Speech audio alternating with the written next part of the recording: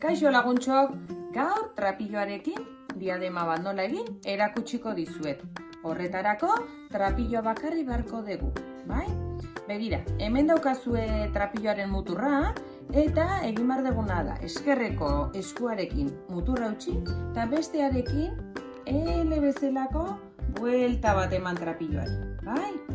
Zulo honetatik hemengo bi atzamar hauek hartu eta alde luzeari tira egingo diogu goikaldea, bai? Modu hortan muturtxo bat geldituko zaigu. Gauza bere egin behar dugu mutur honetan bi atzamarrak sartu eta aria tiratu, bai? Hemen ere muturtxoa geldituko zaigu eta aria tiratuko dugu. Hemendik ere tira egingo diogu eta poliki-poliki gure diademari hasiera emango dugu, bai? Atzamarrak hemendik sartu eta kanpora, poliki-poliki. Hemen ikusten baduzue oso luzea gelditu zaizuela hemengo muturra, ari luzetik tira pixkat egin eta berriz ere tamainoa lortuko duzue, bai? Orduan bi atzamarrak sartu eta tiraria gora. Hemen atzamarrak sartu, tiraria gora. Eta horrela luzatzen joango gara. Pixkat askatuko dugu. Oso erresa da, zuek etxean bakarrik egiteko, oso erresa da. Gero, luzera joan ikusten, noraino nahi duzuen, buruaren tamainoaren arabera.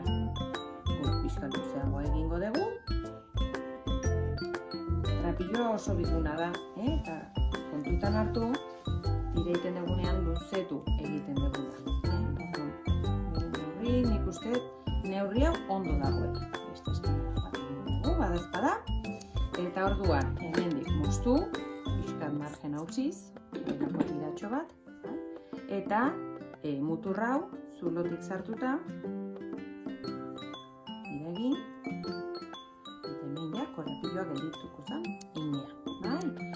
Biak elkartzeko, modu desberdinak daude, baina errexena, bi muturrak elkartu, eta beraien artean korapillo egitea izango da. Bi mutur hauetako moztuko ditugu.